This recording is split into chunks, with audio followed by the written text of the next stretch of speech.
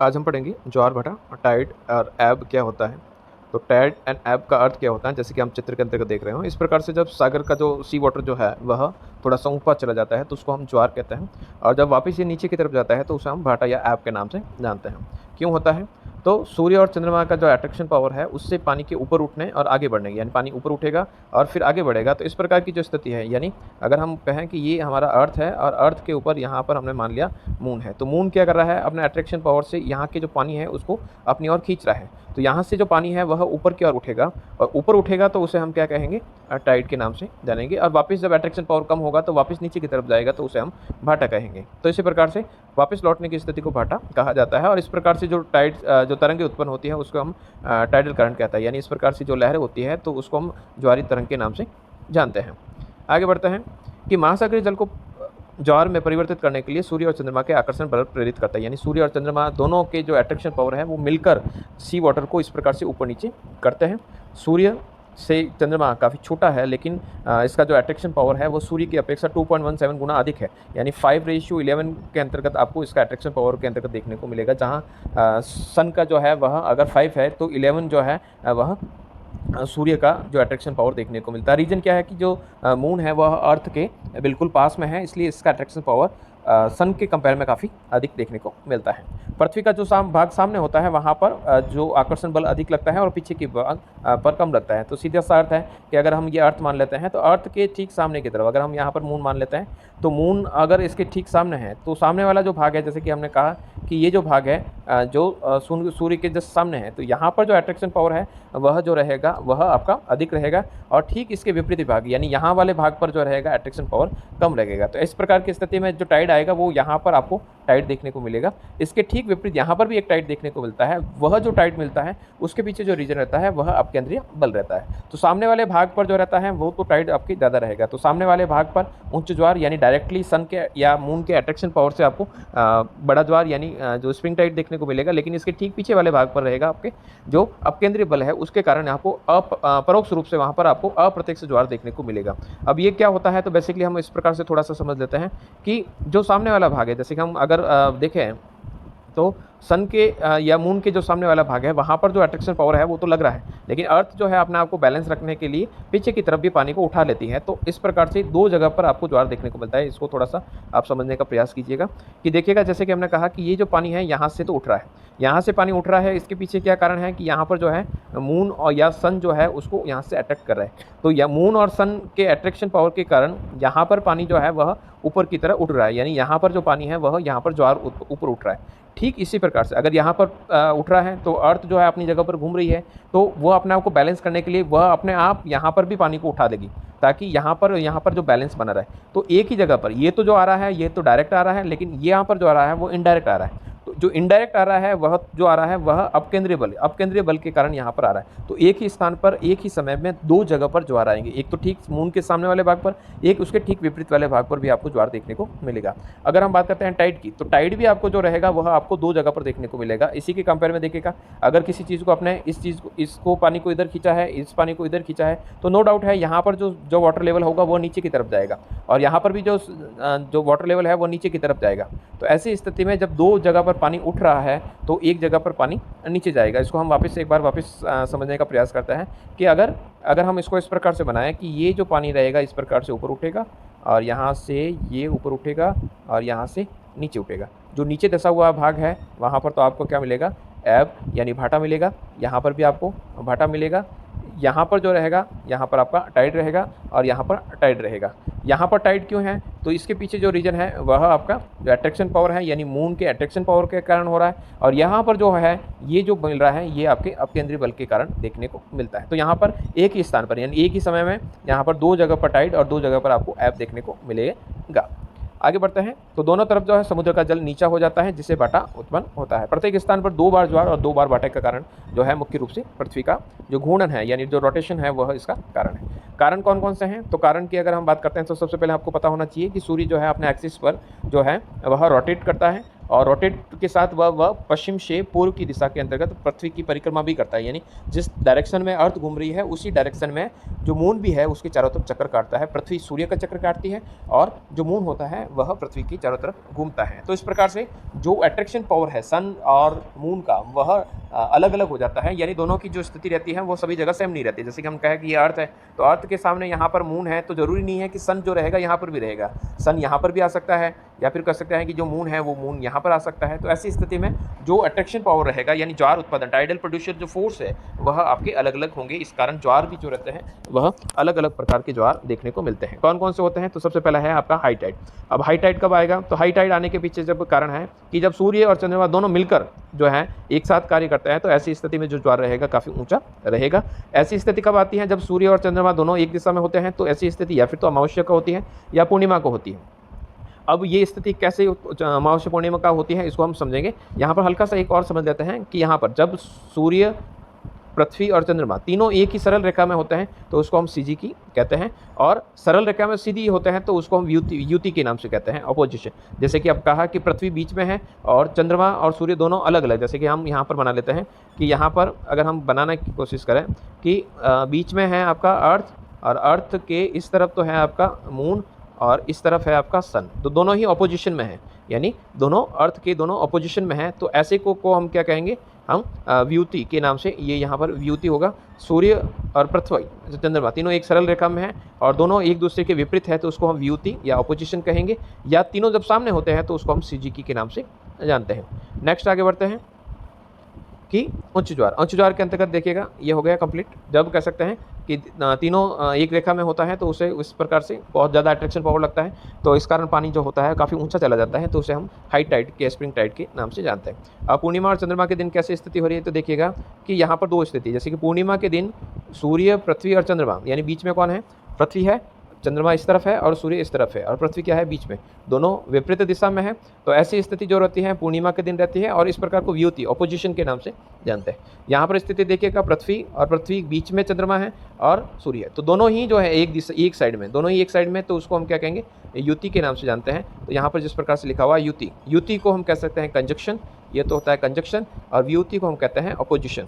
तो ऐसी स्थिति में जब सभी एक सामने होंगे तो कहेंगे आपको हाई टाइड देखने को मिलेगा, यानी जो ज्वार रहेगा वह काफ़ी ऊंचा देखने को मिलेगा। नेक्स्ट बात करते हैं, जब सूर्य और चंद्रमा दोनों पृथ्वी के एक ओर होते हैं, यानी सूर्य और चंद्रमा दोनों एक तरफ है, यानी पृथ्वी के दोनों ही एक तरफ है, तो उस प्रकार की स्थिति को हम क्या कहते हैं? युति कहते हैं। युति यानी जो सिंपल सी स्थिति जो कहा कि तीनों ही, जैसे कि एक हम यहाँ पर बना देते हैं, 2 और 3 यहाँ पर वापस बनाता हूँ मैं। तो पहली स्थिति में देखिएगा कि हम पहली स्थिति, फिर दूसरी स्थिति और फिर तीसरी स्थिति, यानी यहाँ पर हम कहते हैं ये हमारा अर्थ है, ये आपका मून है, ये और आपके सन है, दोनों ही जो है पृथ्वी के एक तरफ है, तो उसको हम क्या कहेंगे? युति या कंजक्शन कहेंगे। ऐसी स्थिति में सूर्य ग्रहण होगा, क्योंकि अर्थ से जब हम सन को देखेंगे तो मून क्या आ रहा है? बीच में आ रहा है, तो उसको हम सूर्य ग्रहण की स्थिति कहेंगे। फिर जब सूर्य और चंद्रमा के बीच में पृथ्वी होती है, यानी यहाँ पर स्थिति बदल गई कि 3 गोले हम वापस बना देते हैं, तो यहाँ पर बीच में क्या आ गया है? जो अर्थ है वह बीच में है, इस तरफ हो गया मून और इस तरफ सन हो गया, तो अपोजिशन की स्थिति होती है, तो उसको हम व्युति के नाम से जानते हैं। युति की स्थिति कब होती है? तो ये व्युति की जो स्थिति है वह होती है आपके अमावस्या के दिन, और व्युति की जो स्थिति होती है वह पूर्णमासी के दिन, यानी पूर्णिमा के दिन जो रहती है व्युति की स्थिति रहती है। व्युति की स्थिति के अंतर्गत जो है सूर्य और चंद्रमा दोनों जो है पृथ्वी के दोनों एक तरफ रहते हैं, दोनों जो है वह साइड में रहते हैं, बीच में पृथ्वी रहती है, तो आपका व्युति यानी अपोजिशन कहलाती है। उस समय आपके पूर्णिमा होती है, और जब सूर्य और चंद्रमा जो है वह जो कह सकते हैं कि दोनों ही एक स्थिति में होते हैं, तो उसे हम युति कहते हैं। तो यहाँ पर देखिएगा, अब युति के अंतर्गत देखिएगा अपोजिशन जो रहेगी, तो अपोजिशन की स्थिति में आपका क्या रहेगी? पूर्णिमा रहेगी। यहाँ पर हमने ये डिस्कस किया है। छोटा ज्वार, अब छोटा ज्वार यानी नीप टाइड जो है वो कब रहेगा? तो छोटे ज्वार जो रहेगा जब सूर्य और चंद्रमा जो रहेगा एक दूसरे के विपरीत कार्य करते हैं, तो ऐसी स्थिति कब रहेगी? विपरीत कार्य करने का अर्थ होता है कि जो यहाँ पर हम बना देते हैं एक, और एक यहाँ पर बना देते हैं, और एक यहाँ पर बना देता है, यानी यहाँ पर अर्थ है, यहाँ पर आपका मून बना देते हैं, और यहाँ पर सन बना देते हैं। ऐसी स्थिति जो रहती है जहाँ पर समकोण बन रहा है, तो ऐसी स्थिति के अंतर्गत जो रहेगी वह ज्वार जो रहेंगे वह छोटे रहेंगे। ठीक है, लघु ज्वार। अब ये लघु ज्वार की स्थिति कब रहती है? समकोणिक यानी क्वाड्रेटिक जो है क्वाड्रेचर जो स्थिति रहती है ये कब रहती है? तो क्वाड्रेचर की जो स्थिति रहती है सप्तमी और अष्टमी यानी हिंदी मास का जो शुक्ल पक्ष होता है उसके अंतर्गत सप्तमी, सातवें और आठम के दिन ये इस प्रकार की स्थिति होती है। उस समय छोटे ज्वार जो होते हैं देखने को मिलते हैं। स्थिति कहाँ पर होती है? तो यहाँ पर समकोणिक स्थिति को देख सकते हैं। चंद्रमा इस तरफ है, सूर्य इस तरफ है, यहाँ पर चंद्रमा इस तरफ है, सूर्य इस तरफ है। तो ऐसी स्थिति में जो ज्वार आएंगे वो काफ़ी छोटे आएंगे। फिर है अपभू यानी अपोजियन एंड पेरिजियन। अब देखिएगा अप यानी दूर, उप यानी पास, सीधा सा इस प्रकार से समझिएगा कि अब उपभू की स्थिति कब रहती है? जब पृथ्वी के बिल्कुल नज़दीक होता है चंद्रमा तो उपभू यानी पास की स्थिति, यानी पास की स्थिति को हम पा से पी से पेरिजियन कहेंगे, और दूर यानी अप या अपोजी जो स्थिति रहेगी दूर की स्थिति तो उसके अपभू के नाम से जानेंगे। ठीक ऐसा ही हमने सूर्य के संदर्भ में समझा था कि सूर्य जब पृथ्वी के पास में होता है तो उसे हम ये अपभू है, यहाँ पर हम डिस्कस कर रहे हैं।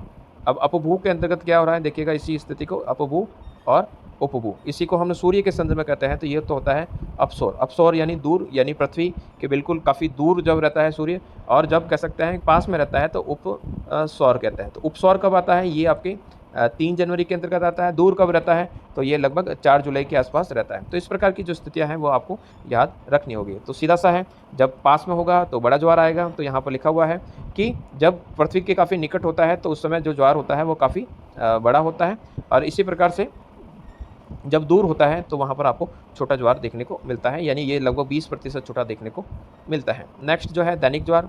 तो एक ही स्थान में आने वाला जो ज्वार है, यानी दिन में आने वाले जो ज्वार है उसको हम दैनिक ज्वार कहते हैं। तो लगभग ये 52 मिनट की देरी से आता है, यानी एक ही स्थान पर जो दूसरा ज्वार आना चाहिए वो 24 घंटे बाद आना चाहिए, लेकिन लगभग 24 घंटे और 52 मिनट का फ़र्क आ जाता है। ये 24 घंटे और 52 मिनट का फ़र्क कैसे आता है? तो यहाँ पर हम थोड़ा सा समझ लेते हैं। तो यहाँ पर हम थोड़ा सा समझ लेते हैं। जैसे कि हमने कहा कि ये यहाँ पर हमने कहा यहाँ पर, तो यहाँ पर जो टाइड आ रहा है तो एक टाइड यहाँ पर आ रहा है और एक यहाँ पर टाइड आ रहा है। अब ये जो टाइड आ रहा है तो उस टाइड के आने के पीछे कारण क्या है कि जो मून है वह इसके सामने है। तो मून जस्ट सामने है, इसलिए यहाँ पर भी टाइड आ रहा है। तो यहाँ पर जो टाइड आ रहा है, ये वाला जो टाइड आ रहा है, ये मून के अट्रैक्शन पावर से आ रहा है, और यहाँ पर जो टाइड आ रहा है वो टाइड आ रहा है इसके अपकेंद्रीय बल द्वारा। अब जब 24 घंटे के अंतर्गत, यानी ये जो मून है, ये मून यहाँ से घूमता हुआ वापस 24 घंटों के अंतर्गत यहाँ वापस आएगा।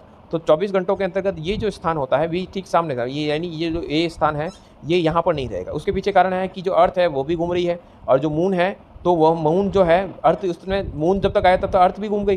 तो मून को यहाँ पर क्या करना पड़ेगा? एक्स्ट्रा घूमना पड़ेगा। तो यहाँ पर जो एक्स्ट्रा जो टाइम लगेगा वो एक्स्ट्रा टाइम जो लगता है वह 52 मिनट्स का लगता है। तो लगभग 24 घंटे और 52 मिनट का ये जो फ़र्क है देखने को मिलता है। अगर इसकी स्पीड को डबल कर दिया जाए, यानी दोनों ही जो है बहुत तेज़ गति से घूमने लगे, तो ये जो फ़र्क है अभी 52 मिनट का आ रहा है, लेकिन उस समय क्या रहेगा, यही फ़र्क जो रहेगा वह आपके आधा रह जाएगा, यानी 26 मिनट का फ़र्क रहेगा। और अगर इसकी गति को दुगनी कर दिया जाए या आधा कर दिया जाए तो ऐसी स्थिति में जो है वह, यानी दोनों की गति को अगर दुगनिया कर दी जाए या आधा कर दिया जाए तो कोई फ़र्क नहीं पड़ेगा। दोनों में जो फ़र्क रहेगा वह जो रहेगा, दोनों को बढ़ा दिया, यानी दोनों को एक साथ करेंगे तो कोई फ़र्क नहीं आएगा। केवल एक का अगर फ़र्क कर दिया जाए तो कह सकते हैं कि आपको फ़र्क देखने को मिलती है। या देखिएगा पृथ्वी या चंद्रमा की गति को दोगुना है, दोनों में से एक को अगर डबल कर दिया तो कह सकते हैं कि 26 मिनट का फ़र्क आएगा, और अगर दोनों को बराबर कर दिया, दोनों की स्पीड बढ़ा दिया तो 52 मिनट का ही फ़र्क देखने को मिलेगा। नेक्स्ट आगे बढ़ते हैं। अर्धदैनिक ज्वार। अर्धदैनिक ज्वार का अर्थ होता है आधा दिन। आधा दिन का अर्थ होता है जब प्रत्येक स्थान पर दिन में दो बार यानी लगभग 6 घंटे। देखो 6 × 4 बराबर कितने होते हैं आपके? 6 × 4 यानी लगभग 24 घंटे होते हैं। लेकिन जो फ़र्क आ रहा है वो ये 24, अब 24 आवर्स हो गए, और फिर बचे हैं आपके 52 मिनट्स। अब 52 मिनट्स जो हैं उस 52 मिनट्स को हम 4 में डिवाइड करते हैं तो कितना आता है? 13 का। तो लगभग जो रहेगा, यानी हम वापस यहाँ पर एक स्ट्रक्चर बनाते हैं। जैसे कि यहाँ पर देखिएगा, यहाँ पर हम एक स्ट्रक्चर बना देते हैं, और हमने यहाँ पर कहा था कि अगर यहाँ पर टाइड होगा तो यहाँ पर भी टाइड होगा अर्थ पर। यहाँ पर अगर उस समय एब रहेगा और यहाँ पर फ़र्क रहेगा। अगर यहाँ पर 4 बजे शाम के 4 बजे अगर यहाँ पर टाइड आता है तो यहाँ पर टाइड आ रहा है शाम के 4 बजे, तो ठीक इसके विपरीत वाले जो भाग है उस समय भी यहाँ पर जो रहेगा 4 बजे ही रहेंगे, लेकिन यहाँ पर 4 बजे जो रहेगा पृथ्वी का जो विपरीत हिस्सा है तो वहाँ पर आपको गोलार्ध के अंतर्गत टाइम का फ़र्क देखने को मिलेगा। हम यहाँ पर सिंपल सा डिस्कस करते हैं कि यहाँ पर जो एब और जो टाइड होता है, यानी छोटा ज्वार और बड़े ज्वार के बीच में जो रहेगा वह 6 घंटे का फ़र्क रहना चाहिए। यहाँ पर भी 6 घंटे का फ़र्क रहना चाहिए, यहाँ पर भी 6 घंटे का फ़र्क रहना चाहिए, यहाँ पर भी 6 घंटे का फ़र्क रहना चाहिए। लेकिन ये एक्चुअली में क्या रहेगा, 6 घंटे और 13 मिनट का फ़र्क रहेगा। इसी प्रकार से अगर हमने कहा कि जो टाइड आ रहा है, तो टाइड का अर्थ यहाँ पर हो गया कि जैसे कि अगर हम डिस्कस कर लेते हैं कि यहाँ पर जैसे कि यहाँ पर हमने 4 बजे का कहा है, तो वापस जब घूम कर आएगा तो 4 घंटे यानी लगभग 12 घंटे का फ़र्क आना चाहिए, या फिर तो फ़र्क आएगा 12 घंटे और 26 मिनट का आएगा, या फिर जो फ़र्क आएगा एक ज्वार और एक भाटे के बीच में 6 घंटे और 13 मिनट का आएगा। लेकिन उसी जगह पर वापस आने पर जो फ़र्क आएगा वह रहेगा 24 घंटे और 52 मिनट का फ़र्क देखने को मिलेगा। लिखिएगा प्रत्येक ज्वार, यानी जो ज्वार होता है एक स्थान पर जो ज्वार आ गया तो वापस उस जगह पर जो ज्वार आएगा, प्रत्येक से ज्वार जो आएगा 12 घंटे और 26 मिनट के बाद आएगा। ज्वार के 2 केंद्रों के कारण आता है, यानी जो ज्वार और भाटा के अंतर्गत जो फर्क रहेगा वह लगभग रहेगा 6 घंटे और 13 मिनट का। फिर है मिश्रित, यानी अर्धदैनिक ज्वार या असमान ज्वार, यानी दोनों जो ज्वार आ रहे हैं, एक छोटा आ रहा है एक बड़ा आ रहा है, तो ऐसे ज्वार को हम मिश्रित ज्वार के नाम से जानते हैं। भूमध्य रेखा के पास या ट्रॉपिकल या इक्वेटोरियल रीजन्स के पास जो आता है तो उसको हम क्या कहते हैं, इक्वेटोरियल टाइड्स कहते हैं। तो सूर्य जब उत्तरायण होता है या दक्षिणायन होता है, वैसे भी जो मून होता है वह भी उत्तरायण होता है, दक्षिणायन होता है। तो ऐसी स्थिति में जो रहेगा वह आपकी जो ज्वार रहेगा वह भी भूमध्य रेखा के सारे आपके बढ़ता रहता है। और ऐसी स्थिति में कभी कर्क रेखा पर ज्वार आएगा और कब कर्क रेखा पर आएगा, कभी मकर रेखा पर ज्वार देखने को मिलेगा, तो उसको हम अयनवर्ती ज्वार कहते हैं। फिर हम बात करते हैं कि ज्वारीय धारा। अब ज्वारीय धारा क्या होती है, तो ज्वारीय धारा को हम यहाँ पर सी वाटर के अंतर्गत देख सकते हैं कि ओशन वाटर जो है वो फियर्ड को पार करते हुए जो वाटर है वह इस प्रकार से फ्रेश वाटर जो है वह अंदर के साथ जो आ रहा है। तो कोई जो ज्वार है यहाँ पर देखिएगा कि पतले मुख द्वारा, कोई खाड़ी जो है पतले मुख द्वारा सागर के अंतर्गत जुड़ी रहती है। तो सागर के अंतर्गत जैसे कि हमने कहा कि यहाँ पर हम हल्का सा बना देते हैं कि ये कोई खाड़ी है और यहाँ पर जो है वह पानी जो है ज्वार, यानी समुद्र का जो पानी होता है वह इसके अंतर्गत प्रवेश करता है। जब ज्वार आएगा तब अंदर जाएगा और जब भाटा आएगा तो यही जो रहेगा पानी जो रहेगा वापस रिटर्न जाएगा। तो इस प्रकार से पानी के बाहर निकलने और वापस अंदर जाने की जो स्थिति रहती है उसको हम क्या कहते हैं, ज्वारीय धारा। तो खाड़ी के अंदर और बाहर जाने की जल की इस प्रवाह को ज्वारीय धारा कहते हैं। जैसे कि यहाँ पर दिखाई दे रहा है, ये यहाँ पर अंदर जा रहा है और फिर कह सकते हैं कि वापस बाहर जा रहा है। तो इस प्रकार की जो स्थिति रहती है तो उसको हम टाइडल करंट के नाम से जानते हैं। नेक्स्ट ज्वारीय भीति। अब ज्वारीय भीति का अर्थ होता है कि दोनों आपस में टकरा रहे हैं। अब दोनों कौन कौन से टकरा रहे हैं, तो एक तरफ जो है समुद्र का पानी है और एक तरफ नदी का पानी है, दोनों आपस में टकराएंगे तो बीच में क्या रहेगी, एक दीवार सी बन गई, जैसे कि यहाँ पर आप देख पा रहे हैं। तो ये जो दीवार है ये आपके टाइडल बोर के नाम से जानी जाती है। ये जो यहाँ पर दीवार बन गई तो उसे टाइडल बोर के नाम से जाना जाता है। तो ये हुगली नदी के अंतर्गत कुछ सिद्धांत है।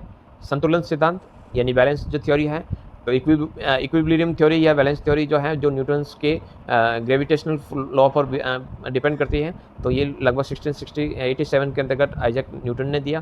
फिर इसके बाद आपका डायनेमिक थ्योरी है, ये लाप्लास का है 1755। फिर है प्रोग्रेसिव करंट जो सिद्धांत है विलियम वेवेल का है 1833 के अंतर्गत दिया। फिर है कैनाल थ्योरी जो है वह एरी का है, और आपको स्टैटिक जो करंट जो सिद्धांत है वह आर ए हैरिस के अंतर्गत दिया। अब महत्व की बात करते हैं तो आसानी से जहाँ पर जहाज़ नहीं पहुँच पाते हैं तो ज्वार के कारण वो जो जहाज़ है वो आसानी से अंदर की तरफ यानी बंदरगाह तक आसानी से पहुँच जाते हैं, और भाटा जब आता है तो वापस बाहर निकल आते हैं। जब ज्वार आता है तो मछलियाँ पकड़ने जाते हैं, वापस जब भाटा आता है तो वापस लौट आते हैं। इसी प्रकार से जब ज्वार की जो तरंग है वह सी वाटर के पास पहुँचेगी, लेकिन जब वापस रिटर्न जाएगी तो वो जो सी के पास जो जितना भी जो डेब्रिस है, कचरा है, उसको लेकर जाएगी। और इसके अलावा समुद्री वस्तुएं यानी शंख है, गोगे हैं वगैरह जो चीज़ें हैं वो यहाँ पर छोड़कर चली जाएगी। तो अभी तक हमने पढ़ा कि सूर्य और चंद्रमा के आकर्षण बल के कारण यहाँ पर सागर का जल का ऊपर उठना और ज्वार कहलाता है, और नीचे गिरना और पीछे जाना जो है वह भाटा कहलाता है। दोनों के बल में यानी सूर्य और चंद्रमा के बलों के अंतर्गत लगभग 2.17 गुना का फर्क है। कारण क्या है, पृथ्वी से निकटता। पृथ्वी के प्रत्येक भाग पर 2 बार ज्वार और 2 बार भाटा की अनुभूति होती है, ये हम डिस्कस कर चुके हैं। फिर है प्रकार बड़े या दीर्घ ऊंचे ज्वार। ऊंचे ज्वार कब होंगे, जब दो मिलकर काम करेंगे तब ऊंचे ज्वार रहेंगे, और जब नीचे ज्वार कब रहेंगे, अब मिलकर कब काम करेंगे तो मिलकर या फिर तो अमावस्या को करेंगे या फिर कह सकते हैं कि पूर्णिमा के अंतर्गत कहेंगे। तो बीच में पृथ्वी और दोनों तरफ ऑपोजिशन की स्थिति है, तो ऑपोजिशन की स्थिति जो रहेगी वह पूर्णिमा के दिन रहेगी, तो उस समय व्युति होगा और चंद्रग्रहण की स्थिति होगी। अब सूर्य और चंद्रमा दोनों एक तरफ है तो इस प्रकार की स्थिति को युति कहेंगे। सूर्य ग्रहण होगा तो इस प्रकार की जो स्थितियाँ होती हैं वहाँ पर आपको सूर्य ग्रहण चंद्रमा देखने को मिलते हैं। फिर है छोटे ज्वार, तो समकोण की स्थिति में सप्तमी और अष्टमी के दिन इस प्रकार की स्थिति होती है। फिर है अपभू, जब अप यानी दूर, अधिकतम दूरी बहुत ज़्यादा दूर होती है पृथ्वी से चंद्रमा काफ़ी दूर होता है तो अपभू, और जो पास होता है तो उसे उपभू के नाम से जानते हैं। दैनिक ज्वार यानी दिन के अंतर्गत जो भी ज्वार आता है, एक ज्वार आज आया है सुबह 10 बजे, तो दूसरा जो आएगा वह कल सुबह 10:52 के अंतर्गत देखने को मिलेगा। कारण क्या है वो हम डिस्कस कर चुके हैं। अर्धदैनिक ज्वार 12 घंटे और 26 मिनट के बाद आता है, और एक ज्वार के बाद दूसरा जो भाटा आता है वह 6 घंटे और 13 मिनट के बाद आता है। मिश्रित ज्वार, जहाँ पर कब ऊंचाई वाले ज्वार, कभी छोटे और कभी छोटे बड़े ज्वार जो आते हैं उसे हम अर्ध दैनिक ज्वार के नाम से जानते हैं। अयनवर्ती यानी भूमध्य रेखा की साधकर रेखा और मकर रेखा का उत्तरायण और दक्षिणायन होने के कारण इस प्रकार के ज्वार आते हैं। तो और इसी प्रकार से अयनवर्तीय यानी भूमध्य रेखा के ऊपर आने वाले जो ज्वार होते हैं उसे हम अयनवर्तीय ज्वार कहते हैं। सिद्धांत संतुलन का न्यूटन ने दिया, गति का लाप्लास ने दिया, प्रगामी तरंग विलियम वेवल ने दिया, नहर सिद्धांत एरी का है, और स्थैतिक तरंग सिद्धांत जो है वह आर.डी. हैरिस का गिना जाता है। तो इस प्रकार से ये ज्वार और भाटा का जो चैप्टर है वो आपका कंप्लीट होता है।